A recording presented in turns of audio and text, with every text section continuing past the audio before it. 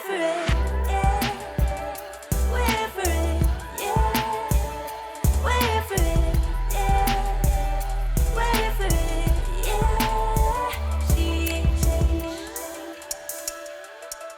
So we love it when we have a SheHH sister back for the second time. It's always usually a year or 2 or 3 later, and you can see like the changes, the blessings, the developments over the years when we speak to them again. And again, we have another artist that's back with us. She's part of us. She gets us. She's with us, you know. And it's so amazing to have you again, Ebi. Thank you so much for being here. Today I am going to be chatting to you about loads of new projects you've had coming up and you've been doing since the last time we spoke. But for those who haven't watched our last interview, and I honestly recommend going back, but if you haven't, could you please introduce yourself briefly to them? Of course. Thank you so much for having me. It's such a blessing to come on the podcast again. I'm Ebi Oginni. I am a pediatrician, singer-songwriter, of course, a mom of 2 little boys, an author, and a music business coach. We love that. Multiple hats. Very much juggling the many hats. We spoke to you. We were trying to figure out, do the maths, but it's probably about 2 years ago, maybe 2 and a bit years ago. And you've come since then with loads of music, a podcast, writing a book, another project as well, a business, a coaching business, like multiple things have happened. And I just love how life continues to blossom and grow, and we continue to find new gifts that God has put into us and find ways to do them as well. So this interview is going to be us really exploring those other things. As much as you are an artist, you're a singer-songwriter, and that first interview is about you as an artist. I really love that this one's going to be about you holistically and all the other things that you have your hands doing. So let's maybe jump in right now with you as a pediatrician, as a mental health advocate, and the things that you're passionate about, bringing hope and healing to those around you. So I'd love for you to maybe start about how you entered a career as a pediatrician. Oh, that is a good one. Okay, so I always knew I wanted to be a doctor. I had no idea what kind of doctor I was going to be until I started to explore the different specialties in medical college. And when I did pediatrics, for some reason, I would have guessed I would be anything but a pediatrician, because for some reason, I just thought you had to be a kind of person to be a pediatrician. You're someone really playful, someone really goofy, and I just didn't see myself that way until I actually did the rotation in pediatrics. And they just mentioned, actually, working with kids is not that scary. You just need to have the right tools, And when I did the rotation, I was like, this actually is not so bad, So I finished and did all the other specialties, and I was like, I think the only one that really feels right is actually pediatrics. So when I finished and did my internship, I just went straight into pediatrics and have never looked back, Wow. Yeah, so I've been working in peds for over 11 years now. Wow. I actually counted back today because I was doing an actual formal report. I needed to state my credentials and how long I've been doing pediatrics. And I was like, wow, it's 11 years. So it's been a while. I've really enjoyed it. I think there's nothing that beats working with kids and all the goofy things we do at work. Like sometimes I find myself taking pictures of a glove that someone would have blown into a balloon or into a different shape, just to distract kids. Or I'll be doing bloods and I'll be singing a nursery rhyme to a child, trying to calm them down. I do it all the time. I even did it today. It's always really hilarious when the child actually stops crying and looks at what's going on, But yeah, I just love it.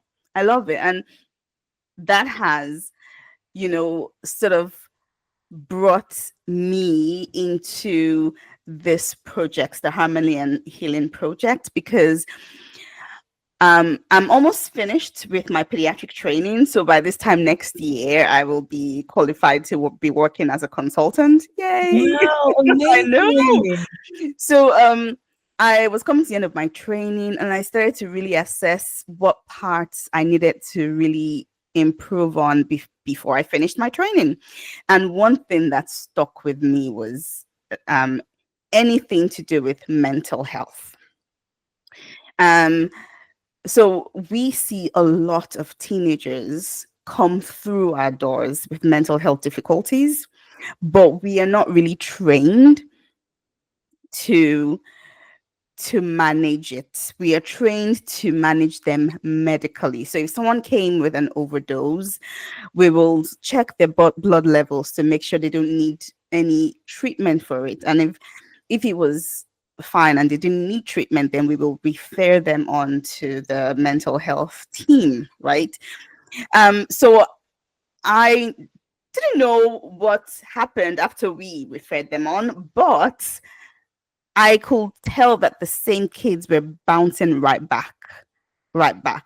And sometimes some of them will end up being admitted due to various circumstances where it wasn't safe for them to go home, and they will just be in a hospital for ages, and they were just really hard to manage. And I love treating people, fixing people, sending them off. I just love it. I love that feeling of,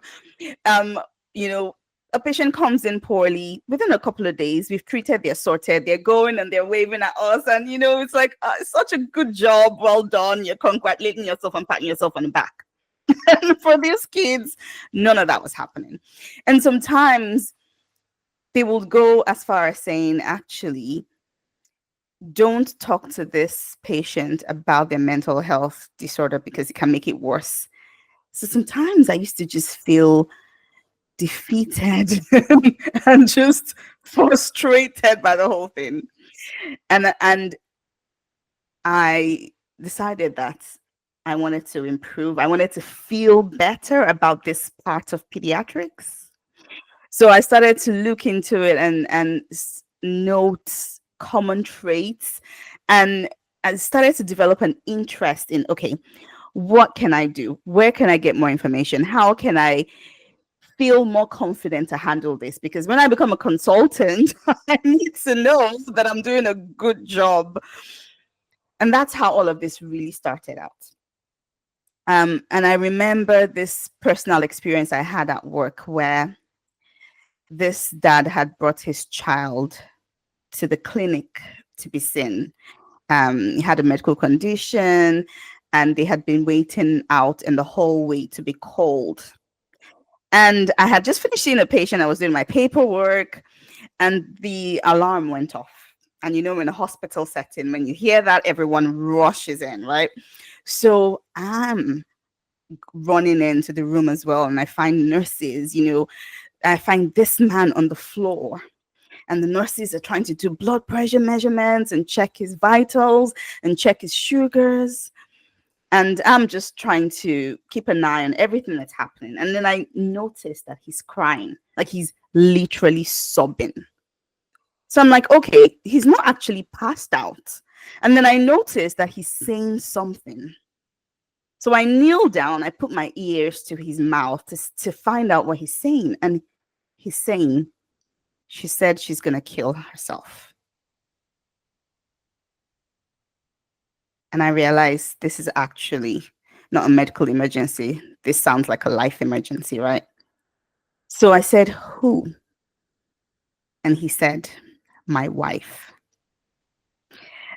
And a couple of things sort of happened at the same time.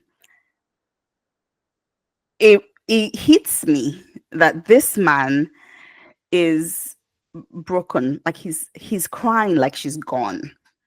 Like it's almost like he believes she's gone. So obviously I tried to get on his phone, because the consultant then says he'd been in the hallway walking back and forth on the phone to people. He'd apparently been trying to call the police to do a drive-by check to check on his wife. Um, and he didn't know what had come off, what had been the result of that. But I think he honestly just thought she was gone. And there was something about seeing how broken he was. And a couple of things occurred to me. Had he been going through this for such a long time? Because this sort of breaking down happens when the weight and the pressure has become too much. And I'm like, this is it, I'm done, Had he been asking people for help and no help was available, or did he just did people not see that maybe he was struggling, he was more stressed, and he will cry, and then he will say something like, oh, and the kids, who's gonna go pick up the kids from school? It's time to pick up the kids from school. And this fresh wave of tears will start again. And I was like, was there no one in his life that he could call and say, look, the story with my wife, or we're having another situation, can you please go get the kids from school? It just looked like this was someone who had been going through this alone for such a long time. And he'd finally come to the end of his rope. And that day, when I went home, it felt like there was this huge cloud hanging over me. There was something about the whole situation that just really, really, really impacted me. Just it brought home to me how much people are suffering, how much people are going through this. And in the middle of all of that chaos, I finally looked to a corner of the office and saw his son sitting there. Imagine what impact that day would have on that boy. Yeah, the trauma of it, literally.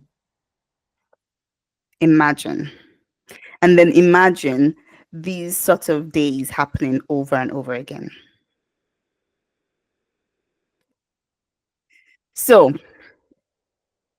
when things like this happen, I ask myself, why am I feeling this way? Because I'm going home to my kids who are fine. My family is okay. I don't have any situation that could bring this amount of sadness. But the thought kept coming to me that something needed to happen out of the situation. And there was a reason why this was impacting me so strongly. So my first song of the Harmony and Healing Project came out of this story.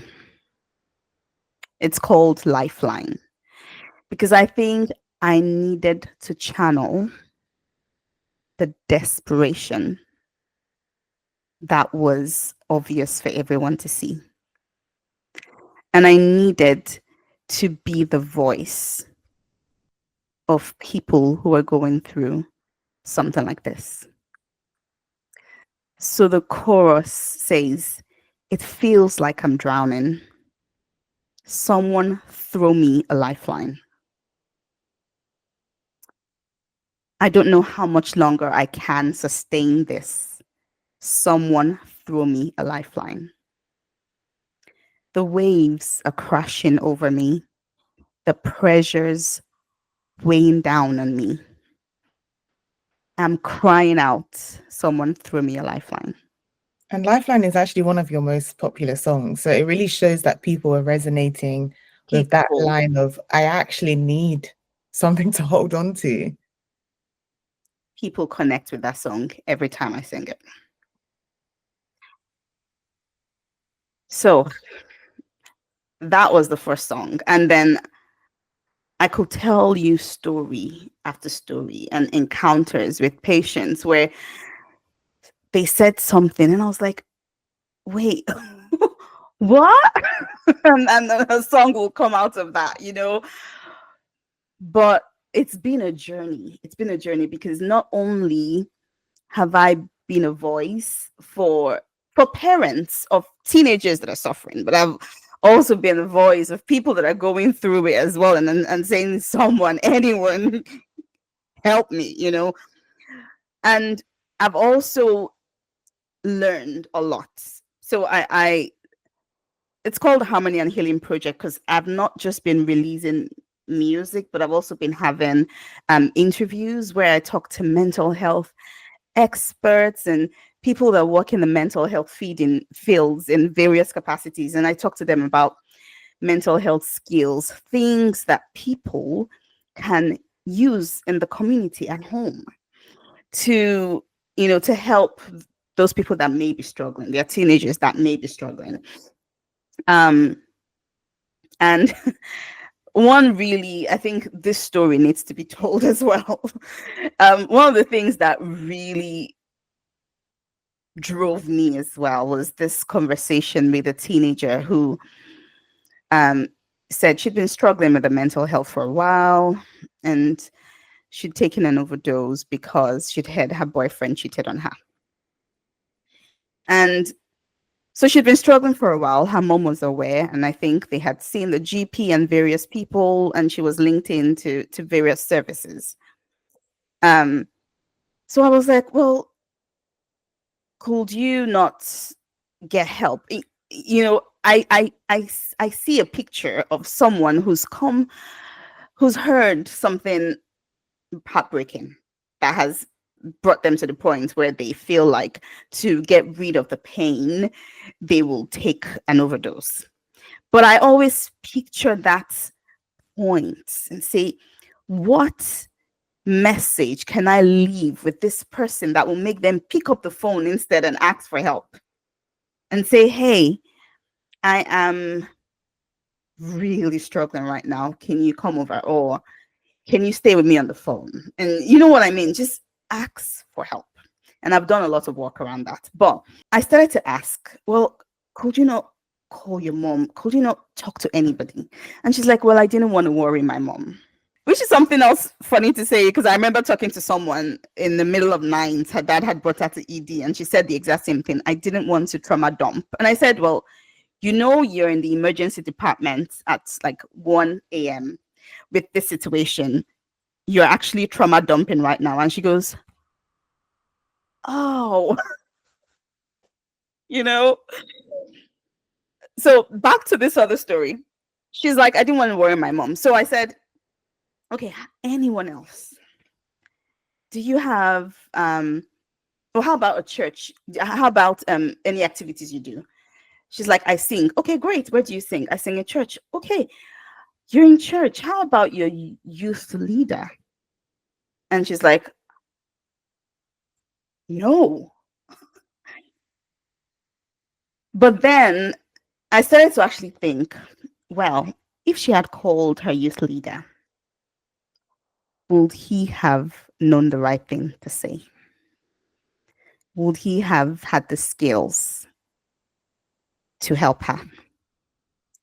Because then I also realized what we tend to do in the community is if someone comes to you and discloses that they are having suicidal thoughts, many people will straight away just say, you need to go to the emergency department. And very quickly, in some of the conversations that I've had on the podcast, I was like, I realized that may not be the right move in some of our teenagers. So people really should go listen to these interviews. It's called the Harmony and Healing Project, and it's on all podcast platforms. But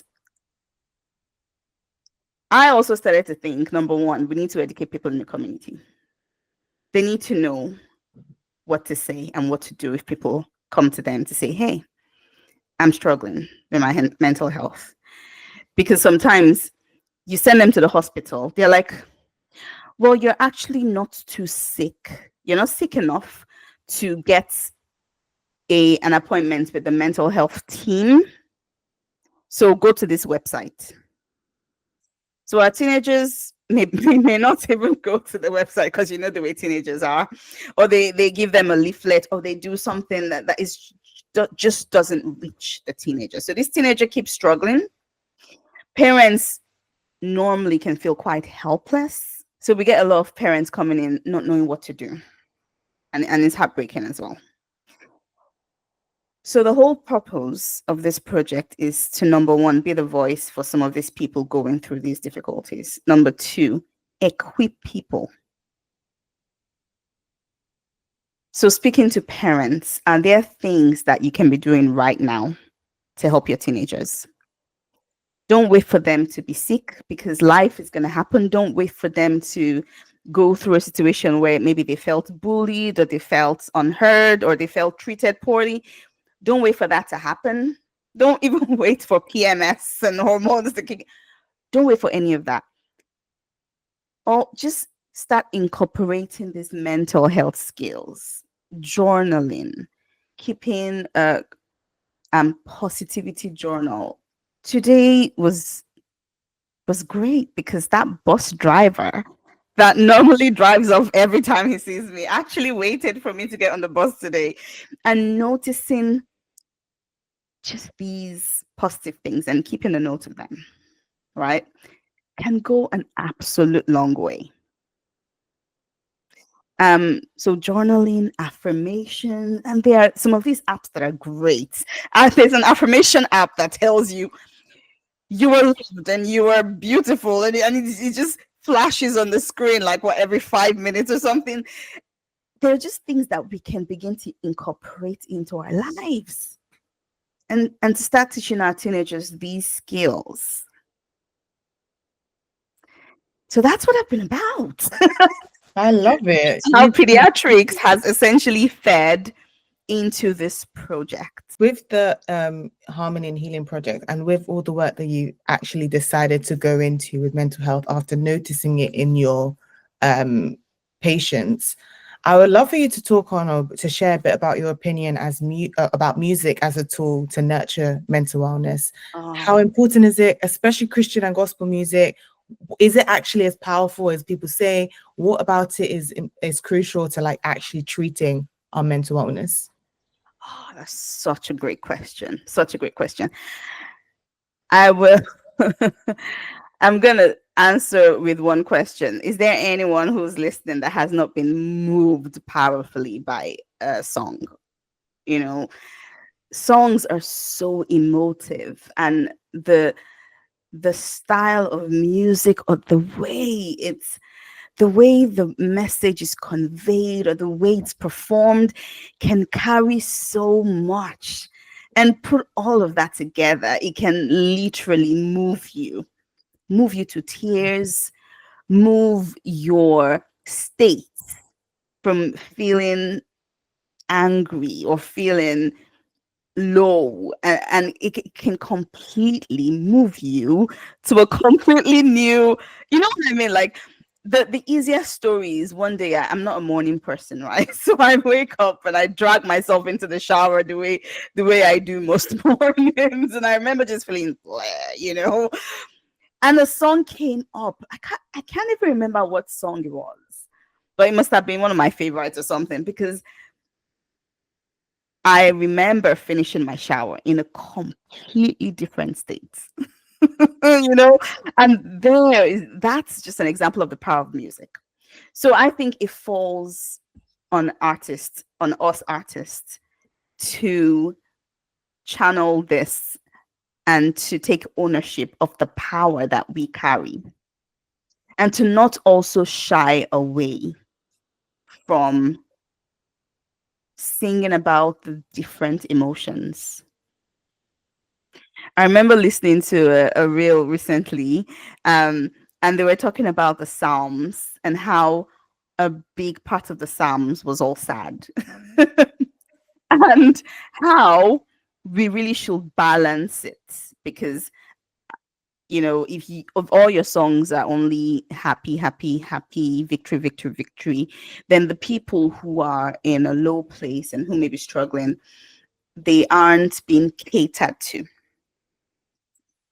So it's been a journey for me, because if you know me, I'm a positivity, happy all the time, hopeful, it's been a journey for me to write a song like Lifeline, and to go into a church and sing, it feels like I'm drowning. I tell myself, I'm not saying I'm drowning, I'm saying it feels like I'm drowning. But there are people who are in that place. And our jobs as artists is to start and meet them there, but hopefully not leave them there. That is so good. Meet them there, but hopefully not leave them there. And that, I think, almost in a sentence says what you're about, especially with this project. Like, it's, hey, I'm meeting you in the lowness. I'm not bashing you for being low, for feeling low, for experiencing these really difficult emotions. But I don't want to leave you here. I want you to see that I see you, and I want you to see that I also want to lift you. And that's what I get from the music. And that's what I get from the whole project, because you said, you went home and your kids were doing well, you're healthy, there's food on the table. It could be very easy to just be like, this is a job, I'm being paid to do this, and close the door. But you saw a man in need, and that triggered the fact that brothers and sisters in Christ, like, I need to stand in the gap. People are good now. Like, God forbid, but this could have been any of us. Yes. This could have been my uncle. This could have been my brother that I see on the ground. He's crying for his wife, crying for his loved one. It could have been me, And I also do understand you don't always need to diminish like yourself, or to pull down someone else to help you see it clearer. But sometimes it helps you open your eyes to the reality of this life. It blows and it takes and it gives, I would love for you to share maybe some of the research, or someone you brought on, like a guest you brought onto the podcast that really impacted you, that was maybe your favorite episode, or something that you just learned from speaking to these people that you have really kept in your heart. Yes, such a good question. Okay, so first of all, the statistics are heartbreaking. So these are similar to the US as well. So I'm pretty sure they are similar to what's happening in most of the world. 1 in 6 teenagers suffer from mental health difficulties. Was that 1 in 6? 1 in 6. Wow. Mental health difficulties is the number 1 cause of death in teenagers. Number 1. And 1 in 4 teenager, or let me put it this way, 1 in 4 adults will start. 1 in 4 adults that suffers with mental health difficulties started to experience symptoms in their teenage years.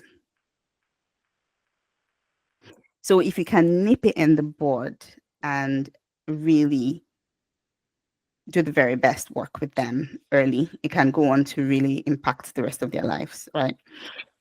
There was this interview that I had with someone called Justin James, who is now an award-winning speaker, entrepreneur, times, multiple businesses, and he's a coach.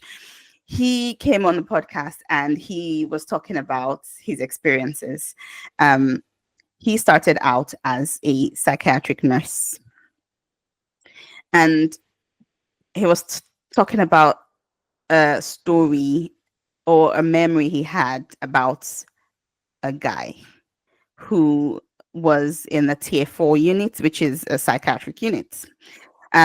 So they're the ones that are really sick on very, very close watch, because they're probably at high risk of suicide and, things like that.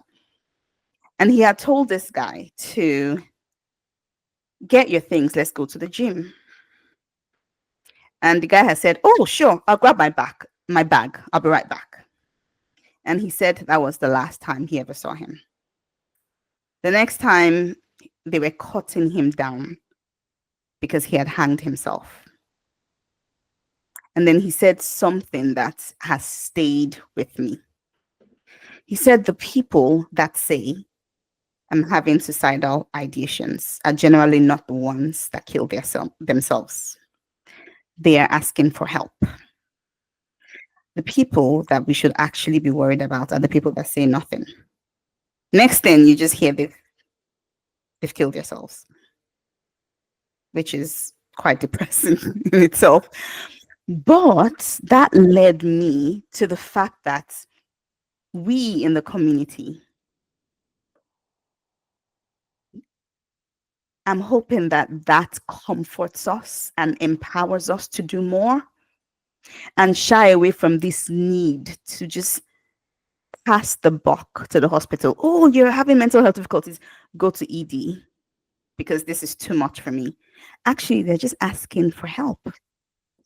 So can you have a conversation with them about mental health skills and maybe talk about how, there's something I did. I looked into some of the research behind it. So why affirmations can be so powerful, why breath work can be so powerful. And some of these things, it really helps when you're talking to people. But also, I highly recommend learning about these skills ourselves and even trying it out for yourself. And I actually developed a framework around talking to people. Because now I speak about it, I go to events, and I went to the conference in the US and spoke to teachers about how they can be really impactful in dealing with their students when they were struggling. And one of the things I said was, if you're in their life, if you're their grandma, their aunt, their neighbor, you are around, they trusted you and chose to come to you to say, I'm struggling. That means you have an immense amount of power to impact them. There's so much you can do because you already have that relationship with them. So I talk them through a framework of these are the things that you can do to help. And I'm going to be releasing that on the podcast soon. But essentially, think about it. When they come to you to say, hey, I'm struggling, they're actually asking for help. That in itself is big. It's big because that means, hey, you can help them. What do you say in those instances? Like, what are the words in that moment, especially if you aren't a professional yourself and you want to say, oh, let's take you to the hospital. What's the immediate? Okay. So number one, corroborate. I use a calm framework. Corroborate and acknowledge and validate that they are struggling. Okay. What we shouldn't do is, when last did you read your Bible? And when last did you pray? You don't have enough faith. None of that. None of that. Say, I'm really sorry you're struggling. That must be really difficult. Number two, applaud them. Remember, not everyone is brave enough to actually come out and say it. So applaud them and say, well done for actually being vulnerable. That is a strength. Number three, liaise with them and come up with a plan together. And this whole situation is how you normalize mental health conversations, by saying that, do you know what, you may be struggling, but this is something that can happen to anyone, right? So there are some mental health skills that I use for my mental health. Do you know about any mental health skills? Have you used any of them before?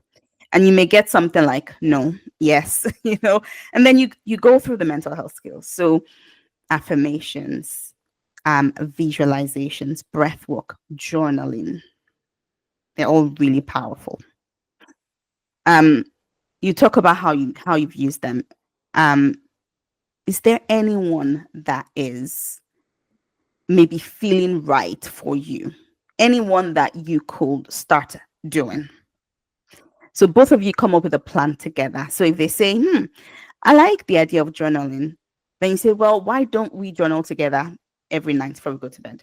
So that means you take a book and you write, and there are different ways of journaling, but essentially for someone who is struggling, you could just focus on write a positivity journal.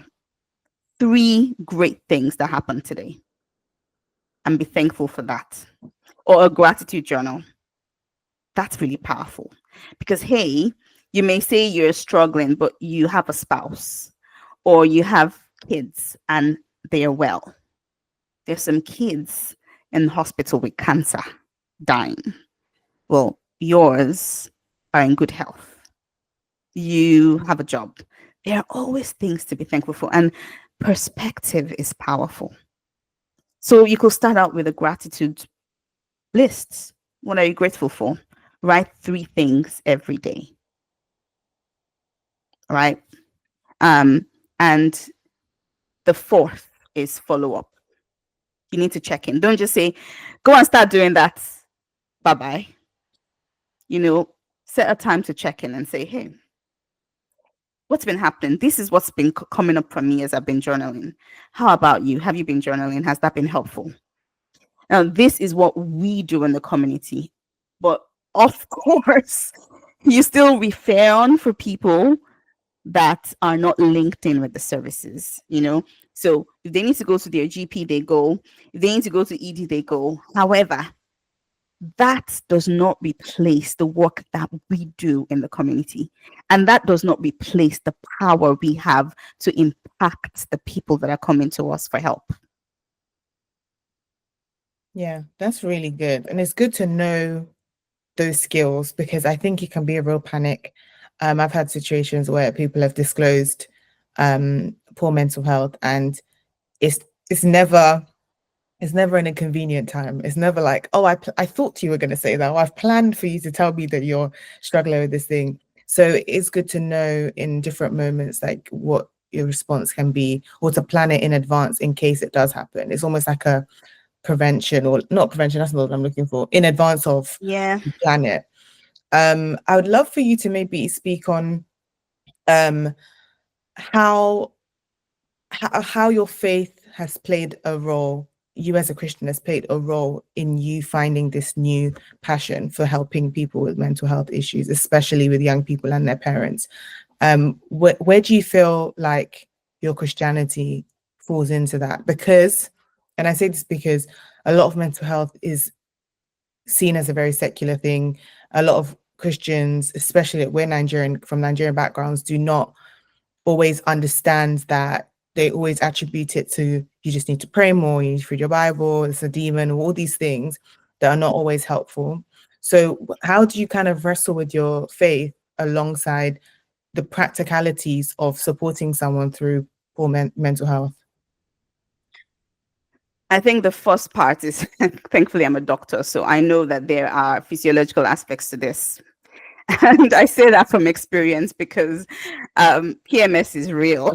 I've experienced it. Like, for real. So I remember being, I think my early 20s, right? And I will have these periods where I'm really euphoric. Happy, jolly, really euphoric. And the very next day, it will be a complete crash. And there's just, I noticed the pattern, right? I noticed the pattern. There was one time I was cooking and somehow left the stove on and went to church or something. Thankfully, my brothers were home. So in the middle of praise and worship or something, I was like, the stove on. So I ring my brothers and like, are you up? Can you go put up the stove? So obviously the food is burnt, right? But then the weirdest thing happened. I got so, I don't know what the word is in my head about it, that I said I was never, ever going to cook again. And I believed it. Completely believed it at that time. And the next day I woke up and it was like I was a completely different person. And I was like, wait, what was that about? What? So I started to notice patterns, because then they'll be around like maybe periods and things like that. And ever since I went on birth control from getting married, none of those happened anymore. So it's real, and there are physiological factors involved. So there is science behind it. which is why medications work, right? So it is true. It is true that it can happen to anybody. Especially women with different hormones. That is the first part of it. The fact that I'm a Christian and a doctor, and I've learned that science explains God and doesn't trump God, but actually is in line with God. You know what I mean? Like that has made me realize that medicine is not separate from God. It actually, no, God gave us medicine as a gift. Right? So it's just knowledge. It's knowledge and knowing that it truly, truly can happen to anybody. So this is not something that we need to feel lofty and proud about of, oh, I do not suffer from medical health. I cannot suffer from medical health problems. So actually, no, if you can have a headache and if you can suffer from any sort of physical illness, then yes, you can. I mean, God forbid, but yes, it is a possibility that at some point in your life, you will struggle with mental health difficulties. So that is one of the premise of what I share. And I went on tour to churches to talk about this. And honestly, at some point I was like, is this what God called me to do? It's meant to share hope. But I'm going to churches to say, mental difficulties are real. You to be able to deal with it in the church. And people should be able to come to church with it. I truly believe that yes, it can happen, and it does happen in the church. And there's stories of suicides done by Christians. So I think it's honestly lack of exposure and an experience to think, no, it does not, it's not meant to affect Christians because we live in our bodies. We have a body that has physiology and chemicals flowing through it. And there's things like neurotransmitters and things like that. So I think people need to just read up on the facts. I think hearing it from a highly educated woman really helps. Hearing it from a Christian who isn't like just dabbling in her faith, who is a Christian, also really helps. So it's interesting you say that while you're on tour, you know, the Lord gave you this and said, hey, tell people about it. And it might feel really weird on stage. People are looking like, who invited her? Actually, that is what got me to go on tour. Speak more on that. Yeah, because I went on a radio show to talk about Lifeline and shared the story and shared the message and shared all of that. And I got off the call. He was like, do you know what? I've been organizing a tour around mental health, and truly, like, all of the artists had real experiences around mental health, like family members that had struggled with alcohol, depression, and one of them had lost multiple really dear friends to suicides. You know, so we really were all. It was literally a mental health tour. You know. So yeah, that's actually what got me on tour, because I went, and one of the things that I worried about when I started all of this is because I was going at it from thinking about teenagers, you know, mental health skills for teenagers, because I'm a pediatrician, right? So, but I started to say, hey, I'm not hip enough, and I don't think I have the lingo, and I'm not cool enough, and are people actually going to listen? They connected with the music. So when I saw that on tour, I was like, you know what? The podcast may be for the parents. The music will reach everyone. So that was really, really great for me to see. They were like, thank you for the story. Like when I shared about teenagers that inspired this, many of them said, like, there was one girl that came to me and said, thank you for sharing that story. I was the teenager with the paracetamol overdose. I was that girl. So it's been impactful. It's been impactful. And I think I wouldn't have thought I would be going around sharing mental health difficulties are real, but it's a work that needs to be done. And you said yes, and God has used you and is using you to do it. We are coming towards the end of the interview, but I would love for you to, we can't not talk about music, but I'd love for you to maybe, if you had met someone, you know, in public, you're at your show, you haven't gone on stage yet, so they haven't heard you sing, or they don't know what you're about to do. What is one song of yours in your whole discography? You know, we have the Hope album, we have the Christmas EP, like we have all these songs. What's one single you would share with them and tell them this is Ebi Oginni, one song?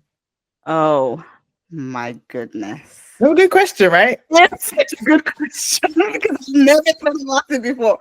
What one song will I say? I think it depends on the day. How are you feeling today? What would it be today? It's either going to be Give Me Grace or so Give Me Grace is my latest. And I say, you know, the Serenity Prayer. I say this song is like the Serenity Prayer for stressed and busy people. Literally, Give Me Grace. It's either going to be Give Me Grace or Someday Soon. Nice. That's the way. That's your first one, right? Or early? Yeah, actually, it was my first. Yeah. That's hilarious. First and last. First and last song. First and last. Also, I'm really proud of myself for my research skills because, yeah, no, that's really beautiful. You'd basically say, listen to the first song I ever put out to the world. Obviously, you'd written songs before that. You'd also say, listen to the most recent thing. And, you know, the range. No, we could keep talking forever. And I do think there is so much more for you to say. But it's amazing that you have a podcast where everything is said and everything is being said. Please plug where people can get in touch with you, listen to the music, listen to the podcast. You also have a music coaching podcast as well. So please talk about that. And then we'll make sure that people can actually find everything you're doing. Yeah, absolutely. So I am also a music business coach. I love talking to artists about the different ways they can raise funds to keep releasing the music that God has put on their hearts. So I call it how to monetize your music, but not just because I want people to earn money. That's a good, that's a definite plus. But also because I want people to maximize their impacts. I say if you can monetize your music, you can maximize your impact. They go hand in hand. So if you want to find out more about what I do, the podcast is called the Fulfilled Musicpreneur Podcast. It's on all podcast platforms. Essentially just search for Ebi Oginni platforms and my 2 podcasts will come up. If you want to just know more about me, my website is there, ebioginni.com.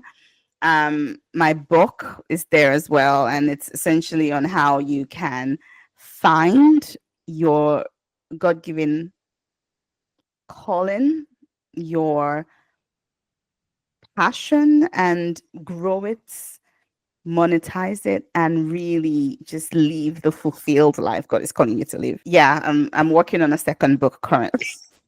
I'm hoping to start soon. Really hoping to start soon. Yeah, so 2 podcasts on all podcast platforms, the Harmony and Healing Project and the Fulfilled Musicpreneur Podcast, and all of my music and everything else is also on my website, ebioginni.com. That's EBIOGINNI.com. Amazing. Thank you so much, Ebi, for being on the podcast. Thank you to everybody who's watched and listened. I really hope this has been a bit different for the SheHH podcast. We're normally a bit more music focused, but when you reached out and you shared what you were doing, I felt like this was something we should be partnering with because it does affect women, and we're all about supporting, encouraging women, and we want our women to be the best versions of ourselves, especially the ones that are struggling. So thank you again for being here. Thank you guys for watching. Thanks so much for having me. And we'll see you in the next episode. All right. Hi guys, I hope you enjoyed that episode of the SheHH podcast. If you did, please leave a like rating, comment down below, and share this episode with a friend. Follow us on Instagram and TikTok at SheHH Podcast.